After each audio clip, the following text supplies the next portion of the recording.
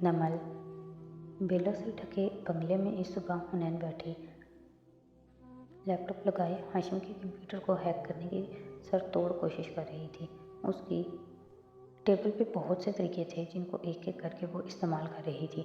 इधर जुमर यूसुफ कोर्ट से निकलकर अपनी फाइल्स और कागज़ों में उलझी पार्किंग एरिया की तरफ जा रही थी जब उसके इर्द गिर्द 3 सूट में मलबूस अफराद आ खड़े हुए। जुमर ने सन ग्लासेस ऊपर करके बालों पे लगाई और धूप के बायस आंखें सुखेड़ कर उनको देखा। जी मिसेस उमर, एक ने अदब से मुखातिब होते हुए कहा। हारून उबैद आपका इंतज़ार कर रहे हैं अपने ऑफिस के कॉन्फ्रेंस हॉल नंबर 9 में। आप चाहें तो हम आपको ले जा सकते हैं। साथ ही हारून का आईडी कार्ड उसकी तरफ बढ़ाया। ये एक तरह की ज़मानत थी। नो थैंक यू, मैं खुद आ जाऊंगी, कार्ड पकड़कर रुखाई से कहकर वो आगे बढ़ गई। अलबत्ता दिल अजीब से वहमों का शिकार हो रहा था। जब उसने फैसला कर लिया कि वो नहीं जाएगी तब ही खुद ब खुद कार का रुख उनके ऑफिस की तरफ मोड़ दिया। पौने घंटे बाद वो उनके कॉन्फ्रेंस रूम के दरवाजे की चौखट में खड़ी थी। सफ़ेद लंबी कमीज और स्याह कोट पहने, घुंघरैले बाल जूड़े में बांधे और भूरी आंखों को मुश्तबा अंदाज में सिकोड़े उसने सामने कॉन्फ्रेंस टेबल की सरबराही कुर्सी पर बैठे हारून को देखा। मुझे यूं तलब किया जाना पसंद नहीं है हारून साहब। मिसेस उमर, मुझे भी आपसे मिलकर खुशी हुई। आइए। वो अपनी जगह से उठ खड़े हुए। वो स्याह सूट में मलबूस थे और सफ़ेद सुरमई बाल जेल से पीछे किए, चेहरे पे मुस्कुराहट तारी किए उन्होंने कुर्सी की तरफ इशारा किया। वो दर्दीदा निगाहों से उनको देखती सरबराही कुर्सी के दाएं तरफ 2 कुर्सियां छोड़कर बैठी। कैसी हैं आप? वो वापस बैठी और शफकत से पूछा। मैं ठीक हूँ, शुक्रिया। आप बताइए, मैं क्या कर सकती हूँ आपके लिए? आपका शोहर कहाँ है मिसेस उमर? क्या आपको मालूम है? जुमर के आबरू नागवारी से भिंजे गए। मैं आपको क्यों बताऊं अपने शोहर के बारे में? मैं ये नहीं पूछ रहा कि वो कहाँ हैं, ये पूछा है कि आप जानती हैं कि वो कहाँ हैं। उसकी आंखों में झांकते हुए वो मुस्कुराकर पूछ रहे थे। जुमर के दिल को जैसे किसी ने मुट्ठी में लिया। माही कामिल की रात की चांदनी बर्फ की सफ़ेदी में बदलने लगी। वो कराची गया है जॉब के। वो कोलंबो में है मेरी बेटी के साथ। कल वो मेरे प्राइवेट जेट पे कोलंबो गया है। जुमर ने जब्त से गोद में रखी मुठियाँ भींच लीं मगर चेहरे को बदिक्कत नॉर्मल रखना चाहा। मगर वो जानती थी कि उसकी रंगत जर्द पड़ने लगी है। तो उसने आपको नहीं बताया? उन्होंने अफसोस से सर झटका। नहीं, मुझे नहीं मालूम आप क्या कह रहे हैं, वो बदिक्कत कह पाई। दिलो दिमाग में आंधियाँ सी चल रही थीं। हारून ने जवाबन मोबाइल पे चंद बटन दबाए और स्क्रीन उसके सामने रखी। जुमर ने मोबाइल को नहीं छुआ, सिर्फ निगाह झुकाकर देखा। एयरपोर्ट में वो आप ही के सामने खड़ा उससे कोई पैकेट ले रहा था। कैब की वजह से शक्ल कम वाज़िया थी मगर वो फारिस था। वो लाखों में पहचान सकती थी। पीछे एयरपोर्ट का नाम और इर्द गिर्द का माहौल सब नज़र आ रहा था। दिल पे ढेरों आंसू गिरे। वो जानता था, वो सब जानता था। वो उसका घर से बाहर रहना, वो उसका रातों को देर से वापस आना, वो उनकी फ़ोन कॉल्स। वो जॉब नहीं ढूंढ रहा था, वो शुरू से हाशिम के पीछे था। फिर बज़ाहिर आबरू उचकाए वो मुश्किल खुद को कंपोज रखे हुए थी। क्या आपको मालूम है वो वहाँ क्यों गया है? वो उनकी आंखों पे निगाहें जमाए खामोश रही। हमारा मेहमान कुछ दिन कबल हमारी मेज़बानी से भाग गया था। वो उसी को ढूंढने गया है। आप फिक्र न करें, हाशिम को नहीं पता चलने दूंगा। हाशिम दरमियान में कहाँ से आया? वो उसका कज़न है। जुमर की आवाज़ कांपी, निगाहें अब भी हारून पे जमी थी। उन्होंने मुस्कुराकर पीछे होते दिलचस्पी से उसे देखा। आपको मालूम है मैं क्या बात कर रहा हूँ? फारिस को भी मालूम है। जुमर की आंखों में एकदम ढेरों जज्बात एक साथ उभरे और इन सारे जज्बात ने उसकी आंखों को सुर्ख गुलाबी सा कर दिया। वो ज़रा चौंके।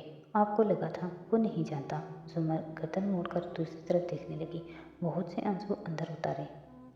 खैर, मैंने यहाँ आपको ये बताने के लिए नहीं बुलाया कि वो इतने अरसे से मेरी बेटी के ज़रिए हमारे मेहमान से रब्ता रखे हुए था। मैं सिर्फ ये जानना चाहता हूँ कि वो मेरी बेटी के साथ क्यों है। जुमर ने चेहरा उनकी तरफ मोड़ा तो आंखें खुश्क थीं मगर सुर्खी माइल से। अपने जासूस से पूछ लें। वो पर्स उठाकर उठ खड़ी हुई। अब मज़ीद बैठना दोबर हो गया था। उन्होंने महफूज होकर गर्दन उठाकर उसे देखा। तो मिसेस करतार आपकी शादी के बारे में दुरुस्त कहती हैं। आप दोनों वाकई अलग होने जा रहे हैं, मगर कब, ये भी आप मिसेस करतार से पूछ लीजिए। एक पुरतपिश नज़र उन पे डालकर वो मुड़ी और दरवाजे की तरफ बढ़ गई।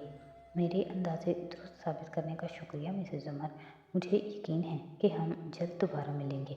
आपके बहुत से काम ऐसे हैं जो सिर्फ़ मैं सीधे कर सकता हूँ। मगर कॉन्फ्रेंस हॉल से निकलते वक्त अपने जज़्बात और आंसुओं पे काबू पाती समर ने तहैया कर लिया था कि इस मकरूह इंसान से दोबारा कभी नहीं मिलेगी। वो गलत थी। वो रात इन चारों ने अजीब सी कैफियत में बसर की। हुनैन डाइनिंग हॉल में लैपटॉप खोले, पैर ऊपर कुर्सी पे चढ़ाए, नाखूनों को दांतों से कुतरती स्क्रीन की तरफ मुतवज्जे थी। एक दफ़ा फिर से न खाने का होश न पीने का। वो बार बार हाशिम के कंप्यूटर पे हमला करती और हर दफ़ा उसके सिस्टम का मजबूत निज़ाम उसके हमलों के खिलाफ भरपूर मुदाफ़त करके उनको नाकाम बना देता। पै दर पै नाकामी उसे पागल कर रही थी। जुमर गोया खुद को घसीटती हुई घर के अंदर आई और उसको देखे बिना सीधी अपने कमरे की तरफ बढ़ गई। अंदर आकर उसने दरवाज़ा बंद कर लिया और फिर दरवाजे के साथ नीचे बैठती चली गई। सर पीछे टिकाए उसने आंखें मूंदी तो खुद ब खुद गर्म गर्म पानी टपक टपक के चेहरे को भिगोने लगा। वो जानता था, वो सब जानता था, मगर उसने मुझे नहीं बताया। उसने भीगी आंखें खोली और दुख से अपने इर्द गिर्द खाली दीवारों को देखा, फिर ऊपर निगाहें उठाईं। उनमें शिकवा था, सदमा था। उसका दिल बुरी तरह से टूटा था। क्या मैं इतनी बुरी हूँ कि वो मेरे साथ कुछ भी शेयर नहीं कर सकता? मैंने तो हमेशा सब शेयर किया है। जब नफ़रत थी तब भी, जब बीमार हुई तब भी। नहीं बताई तो एक यही बात नहीं बताई कि कहीं वह खुद को नुकसान ना पहुँचा ले, मगर उसने तो कुछ भी नहीं बताया। ऐसा क्यों करता है वो हमेशा? उसे हर दफ़ा नए सिरे से पहचानना कितना कठिन क्यों हो जाता है? चेहरा झुकाए उसने सख्ती से आंखें रगड़ी, मगर पानी उबल उबल रहा था। शायद मैं इसी काबिल थी। मैंने कितनी ज्यादतियाँ की उसके साथ। उसे मुझ पर एतबार ही नहीं करना चाहिए अब तो। मुझसे ज़्यादा उसे उस प्लास्टिक की गुड़िया पे भरोसा है। तो ठीक है, मैं उसी की मुस्तहिक थी। अब कि उसने सर घुटनों पे रख दिया और चेहरा एक तरफ मोड़े खाली नज़रों से दीवार को देखती आंसू बहाती गई। और मैं किसी हैसियत से अल्लाह से शिक्र कर रही हूँ। जो लोग अपनी ज़ाती इबादत में अच्छे नहीं होते, जो नमाज के बाद दुआ नहीं मांगते, अल्लाह से अपना रिश्ता खो चुके होते हैं, उनको क्या हक़ है कि वो अल्लाह को फिर से मुखातिब कर सकें? एक ज़माना था जब मेरी नमाज़ें बेजान बेरूह नहीं होती थीं, जब मैं जाए नमाज पे बैठकर खुशी गमी की बात अल्लाह ताला को कह लेती थी। आंसू अब बहना रुक गए थे और वो याद करने लगी थी तब मैं कितनी ज़िंदगी से पुर थी। साथी को भी यही सिखाया था। वो सीख गया, मैं भूल गई। इतनी सख्त दिल, इतनी तल्ख़ कलाम, ये मैं क्या बनती जा रही थी? ओ ज़ुमर, अब तो तुम खुद को भी नहीं पहचान पा रही। फ़ारिस ने उसको एतबार के काबिल नहीं समझा। इस बात ने उसके अंदर के पुरएतमाद इंसान को तोड़ कर रख दिया था, मगर अब वो क्या कर सकती थी? वो इतनी दूर आ चुकी थी, इतनी खो चुकी थी कि अब उसका सख्त दिल पहले की तरह अल्लाह के कलाम पे नहीं पिघलता था, ना अल्लाह से कलाम करने का ढंग याद रहा था। वो अब कैसे इस नर्म मिजाज अच्छी जुमर को वापस लाए, जो इंतकाम और तलखी भरे दूसरे जज्बात से ना आशना, सिर्फ मोहब्बत और कुर्बानी का पैकर थी। वो इस जुमर को कहाँ से ढूंढे? और समंदर पार, शायद समंदरों पार। फ़ारिस गोया थक कर मगर चौकन्ना दरख्तों के झुरमुट के पीछे बैठा था। इर्द गिर्द जगह अब सुनसान होती चली गई। लोग करीबन जा चुके थे। ऐसे में उसकी चुभती हुई नज़रें उस टिकट कैबिन पे जमी थी। पिछले रात और आज का सारा दिन वो मुख्तलिफ जगहों पे बैठा इंतज़ार करता रहा था। आज आबी ने किसी सेमिनार में जाना था, सो उसके पास नहीं आई थी, मगर टिकट क्लर्क के पास कोई नहीं आया था। और जाने रात कितनी बीत चुकी थी जब वो एकदम चौंक कर सीधा हुआ। एक आदमी बरसाती और टोपी ओढ़े कैबिन की तरफ आ रहा था। खिड़की के पास रुक कर उसने टिकट चेकर से कुछ पूछा। वो जवाबन में नफ़ी में सर हिलाते कुछ बताने लगा। फ़ारिस उस जगह से काफ़ी दूर था और इस आदमी की इस जानिब से पुश्त थी, मगर वो इसकी जसामत, उसकी चाल ढाल को लाखों में पहचान सकता था। बात करते हुए दूर खड़े नमो वारिद ने मुड़कर इतराफ़ कर सरसरी जायज़ा लिया तो उसका चेहरा वाज़ेह हुआ। वो कर्नल खावर था। फ़ारिस ने गहरी सांस अंदर को खींची तो खावर ने सादी का पेन चुरा लिया था और अब वो इस पेन के ज़रिए सादी तक पहुंचना चाहता था। वो दोनों इकट्ठे फरार हुए थे, मगर अब इकट्ठे नहीं थे। फिर कहाँ गया सादी? खावर के जाने तक वो वहीं बैठा सोचता रहा। फिर करीबन घंटे बाद वो वहाँ से निकल आया। अब वो क्या करे? इधर कैंडी में वो औरत सादी को अपनी कॉफ़ी शॉप की पिछली तरफ से दाखिल करके किचन में ले आई थी। फार्मेसी से ज़रूरी सामान उसने रास्ते से ले लिया था। साथी को वहाँ बिठाकर उसने बच्चे को शॉप के लाउंज में भेजा और वो दूसरा स्टूल खींच कर बैठी। मेरे वालिद आर्मी ऑफिसर हैं। शादी का दिल धक से रह गया। फोर्सेस से ताल्लुक़ रखने वालों की शॉप पे वो क्यों आ गया? Oh no! डरो नहीं, वो रिटायर्ड हैं, डॉक्टर नहीं मगर छोटे मोटे टांके लगा लेते हैं। वो एक रुमाल अपने खून से सुर्ख हुए बाजू पे बांधे और उसे हाथ से ज़ोर से दबाए, दर्द को बर्दाश्त करता खामोशी से सुनता गया। अब बताओ, पुलिस क्यों है तुम्हारे पीछे? क्यों छुप रही हो? बताया तो आप मुझे निकाल देंगी। जानती हूँ तुम कुछ गड़बड़ हो, मगर इतनी इंसानों की पहचान तो मुझे भी है कि अच्छे और बुरे में तमीज़ कर सकूँ। बता दो। वो संजीदा थी। तभी बच्चा एक बूढ़े आदमी के साथ वापस आया, जो घूर घूर कर शादी को देख रहा था। कामनी और उसका सिनहाली में एक कदरे तल्ख मुकालमा हुआ। फिर वो बैठकर खामोशी से शादी का जख्म साफ करने लगा।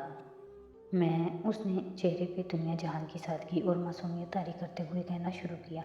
एक लड़की को पसंद करता हूँ, मगर गरीब हूँ। उसका बाप मुझे पसंद नहीं करता। मैंने सोचा उसे कुछ बन कर दिखाऊँ, इसलिए इंग्लैंड से यहाँ आ गया। वहाँ किधर रहते थे? वो गौर से उसे देख रही थी।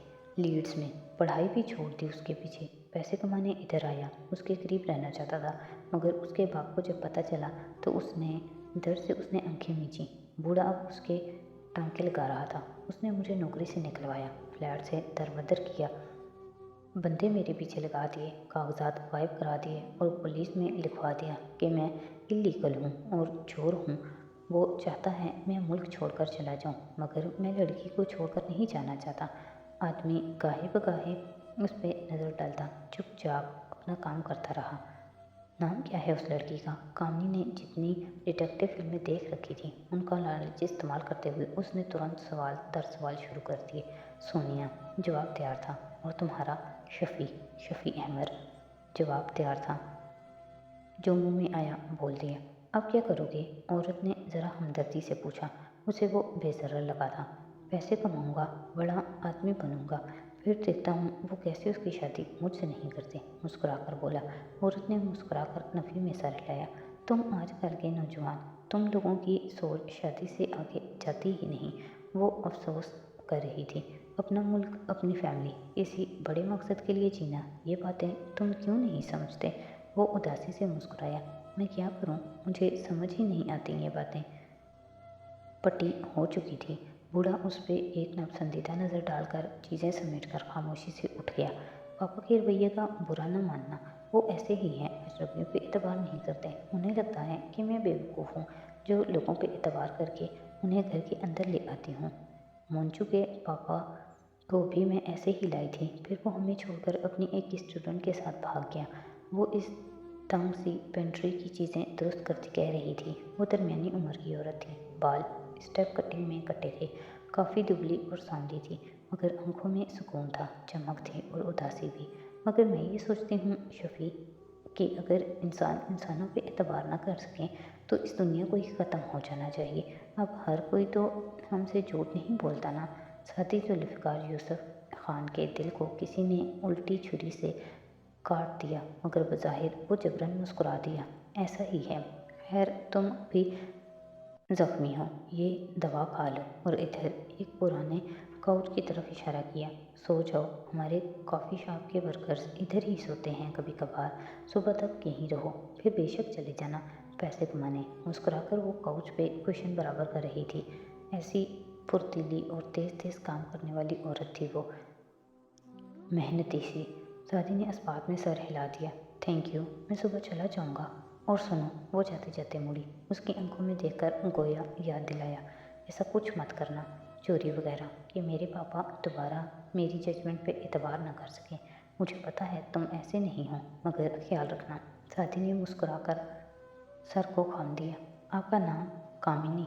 वो मुस्कुराकर बोली और बत्ती बुझाकर बाहर चली गई। साथी ने दवा की गोलियां जूते की नोक से मसलकर फर्श पे झाड़ दी, गोया उनको उनका कर दिया। उसे दर्द हो रहा था, मगर वो बेहोश होकर नहीं सो सकता था।